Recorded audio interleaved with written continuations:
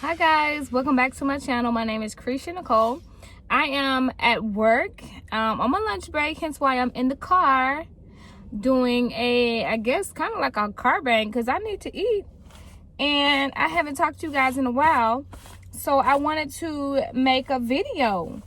I did have someone ask me about the nursing program that I went to, which is Jersey College for my associates, and wanted me to do a little bit of a review. So I am going to tell that person kind of my, my thoughts on Jersey College, and actually all of the colleges I went to for nursing anyway. So I got my associates from Jersey College it was originally in Brandon, Florida, and they moved locations, which was literally across the street, which is then considered Tampa, Florida, just from moving across the street. So I really liked Jersey College. I actually heard a lot of bad things about Jersey College, but I knew that they had an LPN to RN program that was pretty quick. It was 18 months. And I knew that I knew it was going to be expensive, but I knew it was going to be easy to get in. I mean, that may sound bad for the school, but it was the case. So I had some friends who were going, some coworkers, and we all went, we all applied, we all went and did our interviews, and we all started at the same time, me and two other young ladies. And so at the time, actually, my daughters, let me give you a little background story. My daughters are 10 months apart. That was absolutely not planned, but that was the case. My daughters are 10 months apart. So when I got pregnant for the second time, my employer decided to, I said they terminated me because they told me I couldn't come back to work until after I had the baby. Now, my medical doctor did not put me on. I wasn't on medical leave for my OBGYN. I was doing just fine, had not gotten any trouble, no write-ups, no nothing. Just end of the day, say, you know what, don't come back. And basically, after you have your baby, you can come back after you have your baby. So, by the way, guys, that is called pregnancy discrimination, and that is illegal. Just know that. So so yeah, once that happened in February of 2013, I went ahead and decided to go to school instead of trying to find another job, like just jump straight back into the job market. I was about, I think, 5 months pregnant at the time, high risk pregnancy. All my pregnancies were high risk, but were high risk because really I did fine throughout the pregnancies. But so I was losing my job, losing my health insurance, and all of that stuff. And I was like, I'm going back to school. And I really wanted to go back to school anyway, but as long as I was in that job, I mean, I really wasn't going to do it. I had a nice, cushy office job as an LPN, and it would have took me forever. So, because I would have been taking one class at a time, just not really getting serious about it. So, honestly, that termination was a blessing. It was a blessing in disguise. So, I went to my interview. I was big pregnant when I went. And when I started the program at Jersey College, my daughter was 2 months old. And it was full time Monday through Friday. Yeah, it was Monday through Friday. And for the clinicals, once you got into clinicals, it was like, I don't know, we did clinicals. I can't remember. It was like 2 days a week we did clinicals. So it was five terms, and you started clinicals on the third term. We got into the new building on our third term. We got into their newly remodeled like building inside of a business park, and it was so nice. That building in Tampa for Jersey College was so nice. We had a very, very nice sim lab with a simulation patient that can talk. You can do the IV. I mean, all kinds of stuff. It was really nice. There was a lot of complainers in my program, so I didn't really realize at the time how good the school was until I left. And I remember one of the teachers saying, when you leave, you're gonna miss this. You're really gonna miss this. You're gonna miss this school. You're gonna miss your classmates. And at that point, I mean, people were probably at each other's throats a little bit. You know what I mean? So, but it was true. When I left, in retrospect, I was like, you know what? That was a really good school. They did a lot to try to make sure that we passed our test and we had the information we needed. And I feel like no nursing program should be super easy. You should have a little bit of friction or a little bit of a hard time, because honestly, in nursing, that's what you have. In real life, you have constant challenges, friction. You have to be mentally and emotionally strong to be a nurse. So I am not mad at anything in that program at all. I didn't feel like anybody was done wrong. I felt like all the help you needed was there. They had a really nice library with all the books. So if you didn't have a book, you could just go to the library and pick up the book that you need for that class and study right there. I mean, honestly, it was nice. When I left that school, I actually went back to mentor. They call it a jam session, which is Jersey Alumni Mentor, something like that. So I did a couple of jam sessions as alumni and just tried to go back and talk to the students that were there. So I have nothing but thumbs up, good reviews for Jersey College. The next college I went to was South University, which was the RN to BSN program. I did think that I was applying for the RN to MSN program. Once I got started, like in the program, I realized I'm not in the RN to MSN program. I'm in the RN to BSN program. So I had talked to some of the advisors, and it was like, oh, no problem. You want to get your MSN, you have to do your 3 references. You need to do, all the things basically to get into the MSN program. So I did all of that stuff at South University, which is the online. I wasn't attached to any campus, even though there is a campus in Tampa. I was not attached to that campus. And when I tell y'all, I have no problem. The schoolwork was not hard. It was very easy. The courses were 5 weeks. It was pretty fast paced. I got my degree quickly. But when I say I was pissed off because my paperwork to get into the MSN program, which I thought I was in, that's what I talked to the initial advisor about anyway, it just sat on somebody's desk. I called about a month later. I was emailing too, and I called like a month later to say, hey, what's going on? And they had nothing. They had done nothing, and it really upset me. So I graduated from South University with my BSN in 2000. I graduated from Jersey College November 2014. February 2015, I started my BSN. Graduated April of 2016, and I went ahead and went to Chamberlain 2016 in July. And I really like Chamberlain. I mean, I'm back at Chamberlain for my doctorate. Again, Chamberlain had in the MSN program had a lot of negative, people were just complaining. And you wouldn't think you'd have that because it's an online program, but there were online pages and online groups that you can attend, like study groups or whatever. And that was just a lot of bitching and moaning. There's no other way for me to put it, to be honest with you.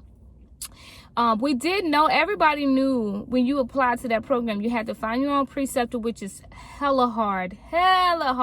So everybody knew that when you get into this program, that's something that you will have to do eventually. So, and, it was a lot of complaining. And I do tell people, try to stay away from the complainers, because you get caught up in that. And then your focus is not where it needs to be. There was a lot of reading assignments that I'm going to tell y'all, there's some chapters I couldn't tell you one word in that chapter, just because I just couldn't get to it. I couldn't. It was too much. I was working full time. I have children, and it was just too much, too many chapters. But I still was able to graduate with a pretty decent GPA. You have to maintain a 3.0 GPA in these programs. So I was able to do that. I would honestly say, if I'm going to be honest with you, with slacking a little bit, because I didn't read all those chapters. So with some slacking, I was able to graduate from Chamberlain with my required 3.0. I don't feel like I pushed myself very hard, so I don't feel like I got enough out of Chamberlain that I could have gotten. But that I would not blame the school for that. I love the way the classes are structured online. At Chamberlain University for the MSN program, the FMP track program, you do have to go to the campus once to do like a clinical weekend. I don't want to say clinical weekend. You do workstations where you go to each station and you learn how to assess ENT. You learn how to do pelvic exams, digital rectal exams. You learn ortho exams. You learn a lot, hands-on training. And then you do a head-to-toe. You get checked off on this head-to-toe assessment. If you do not pass that head-to-toe assessment, you don't move on to your practicum courses, which is your clinicals. So I did pass the first time. It was very stressful. My husband came with me. I did my assessment on him so many times, and he was a champ. He let me do it the whole time, like every time, head-to-toe. And I was able to pass. The one thing I will say about Chamberlain, which is an online program, so I don't really give them an excuse for this, because we did go to Chamberlain, but there was no training on suturing. And I feel like that's something that, as a family nurse practitioner, it should be a part of your program, and you should learn it, because even in primary care, you may have to suture. Because during my clinical rotation, I saw puncture biopsy done where you have to do at least one suture to close that wound back.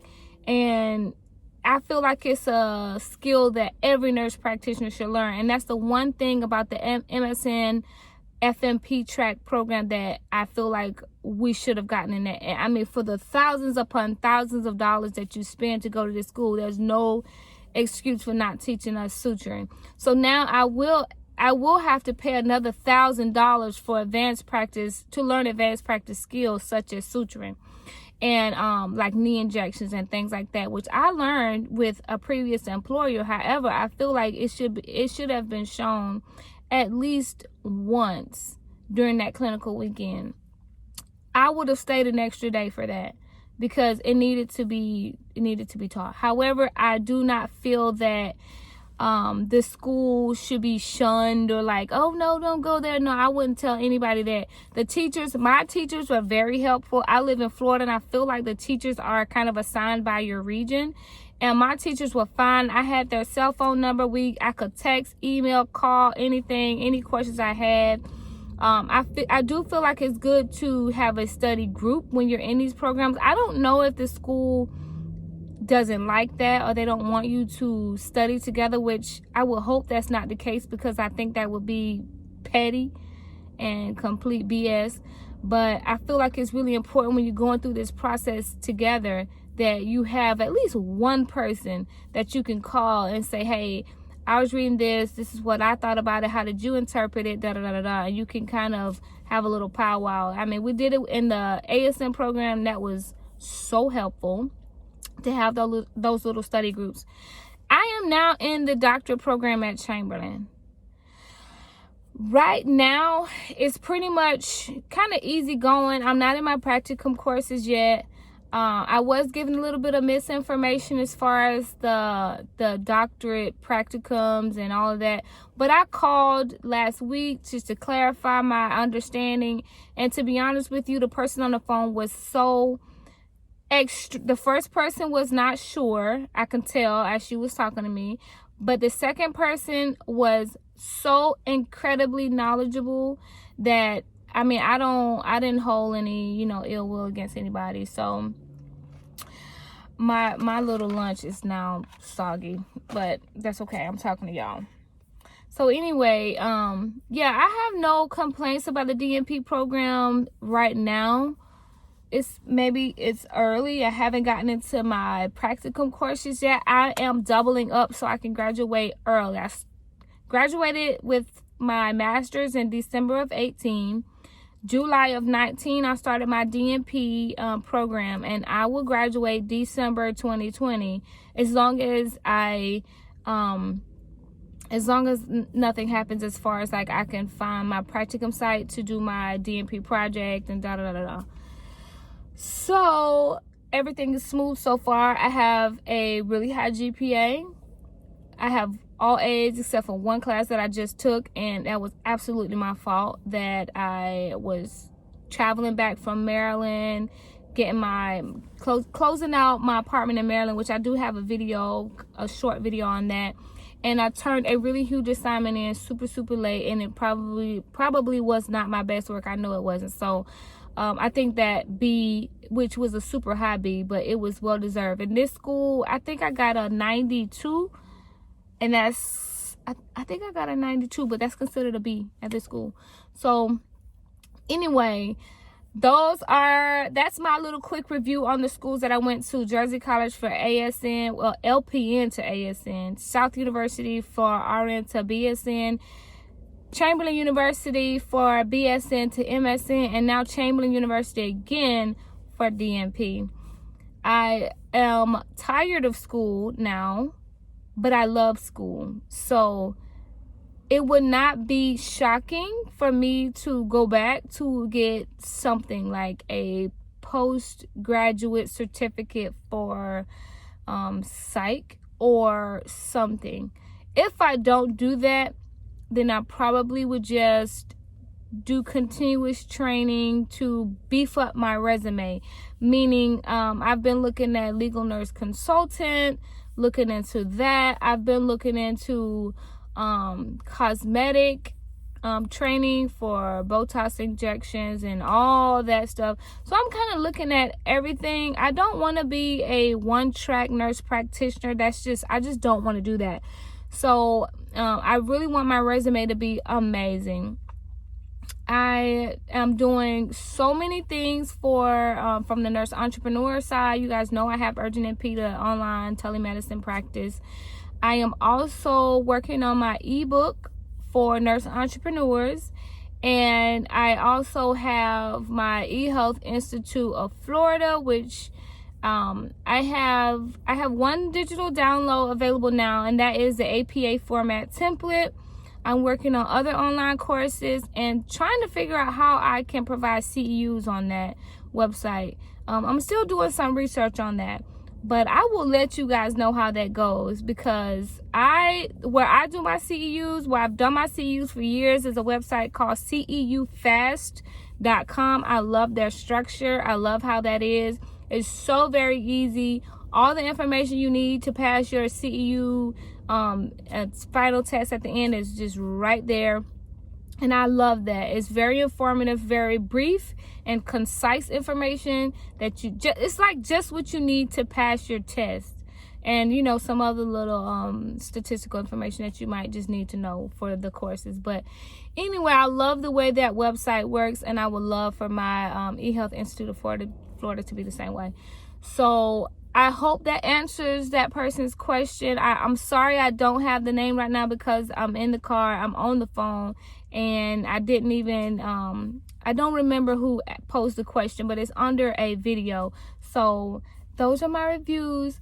Hope you guys, and I'm so sorry for waiting so long, you guys. I have tried to do a little bit of recording from over the past 3 weeks, and I just really did not like what I recorded. So I started like a come to work with me type video, and I got into work. This was Saturday. Today is Monday. Saturday I started the video. So I have the beginning of the video, and I did not post it because by the time I got to work, it was like take off. I saw 25 patients in 3 hours, and I was like done. Like I was, when I clocked out, I was like, I'm not doing a video. I probably look how I feel, which is busted. So anyway, I may just go ahead and add whatever I did record on the end of this video so you guys can see. I did try. I also have other footage that I just didn't post. So you YouTubers, if you do YouTube, you know how it is. You may do a little video. You're like, I'm not posting that. So yeah, I've done that several times, and then the time just kept going. And now it's been weeks since I posted a video, and I do apologize. Please, please, please like, comment, subscribe, share my videos with anybody that's interested in nursing or just likes, vlogs, whatever. And I'll talk to you guys later. Bye. Hi guys, welcome back to my channel. My name is Cresha Nicole. I am going to try to do a come to work with me type of video. Anybody who watches YouTube, who follows nursing channels, it's kind of difficult to do these videos because of HIPAA. You don't want to violate any laws or just the patient's privacy. So I'll do my best to give you guys a very good idea of what the day is like for me. Right now, I'm kind of still in my area. I'm still in my city on my way to North Orlando. That is about an hour and 15 minute drive on Fridays. Other days it's longer because the traffic is more congested.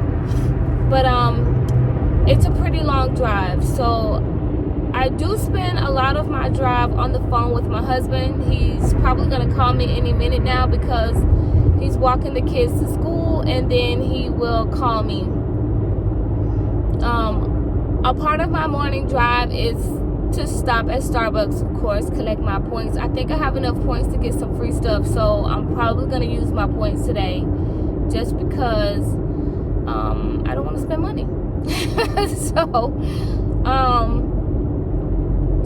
when I get to work, one of the things that I make a point to not do is I don't look at the schedule. When I was doing my clinical rotations, the nurse practitioners taught me to just don't look at it. Just take one patient at a time and just go. We were taught in school that nurse practitioners see about 20 to 24 patients in an 8-hour day. That was my morning yesterday. So pediatrics is different.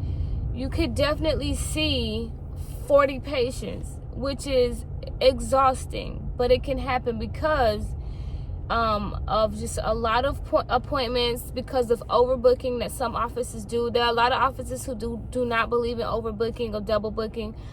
This is not one. There's definitely a lot of patients packed on the schedule, as many as possible. And part of the reason is because, and I don't know if this is the case with adults, but in pediatrics there's a good amount of patients who don't show up for whatever reason. But so you have to I guess try to get as many patients on the schedule as you can and hope that they come. Sometimes everybody comes and the waiting room is ridiculous, and then a lot of times there's going to be people who reschedule or just don't show up. Another thing in pediatrics is we accept walk-ins, so the walk-ins is a lot. What happens a lot of times is those patients who didn't show up for their appointments for whatever day will just walk on in any other day, and that is allowed where I work. So we do see most of the walk-ins. It's a rare case when we don't see the walk-in, and when we don't see a walk-in, it's probably because it's not a sick visit. It's something like, oh, my child needs a physical, but we are jam-packed. So and that's very, very, very rare. We try to see every single patient that comes in, every single person that comes in. So having my morning coffee is super important. It's super, super important. I can see, I think the most I've seen in a day was about 40. Yesterday was 30. And it calmed down after lunch, which was much needed. It was so much needed because I felt like, I felt like smoke was coming from my heels in the morning time. I was just bouncing. And it makes it a lot easier if there are multiple children per room, because 40 sounds like a hell of a lot, but when there's multiple children, it's not too bad. But having multiple children in a room is not always the case. Sometimes it's just 40. Hi, can I get a grande caramel latte with whole milk and whipped cream? Grande caramel latte Yes. with whole milk and whipped cream. Yes. And can I get a butter croissant warmed? And a warmed up butter croissant. That's it. Okay. It's gonna be $7.49. Thank you. Hey, good morning. I told you I was gonna have some hair when you said, can I I'm gonna pay with my card, but I wanna scan it. Do I have enough points to get one of those? You do. Okay. You have 239. You might be able. You get 2, girl. Both? Really? Oh, no money? All right, no money. It's a good day. Have a good weekend, Thank baby. you. See you later. Thank you. I'll come on tomorrow, right? Yeah, tomorrow.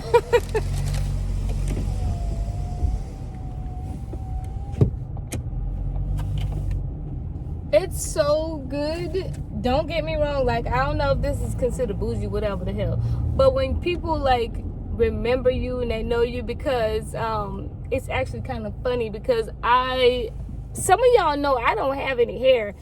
I rock pixie cuts for the longest time, and then I cut all my hair off last year, so I have like a little afro now. So when I came the other day, the lady who works the window all the time, is like, you look different. I was like, I don't have on any hair. So we laughed and joked about it or whatever, and I said, next time you see me, I'm gonna have hair down my back. And she just looked at me like, yeah, you got hair down your back now. So anyway, it's just a funny thing. I don't mind talking to people about my hair. I don't mind if people touch my hair. I know a lot of black girls are like, do not touch my hair, but I personally just don't give a damn. I don't know. That's just how I am. Like, I just don't care. But anyway, the video cut off because I told y'all my husband is gonna call me, and he called. He is waiting on me to call him back. I have my Starbucks coffee. I have my butter croissant, which I get every time. My caramel latte, my butter croissant. Sometimes I get the little protein box thing, but I never finish it, and it's kind of a waste of money, and it's really not that good. Starbucks, I love Starbucks, but they don't have good, really good food. So anyway, I am going to reconvene with you guys once I get to work, because this is a super long drive, and I'm gonna call my husband back. So see you in a minute. All right, so I just got to work, and my hands are kind of full. I think it's only two cars here, so maybe it won't be so bad. Not first thing in the morning anyway.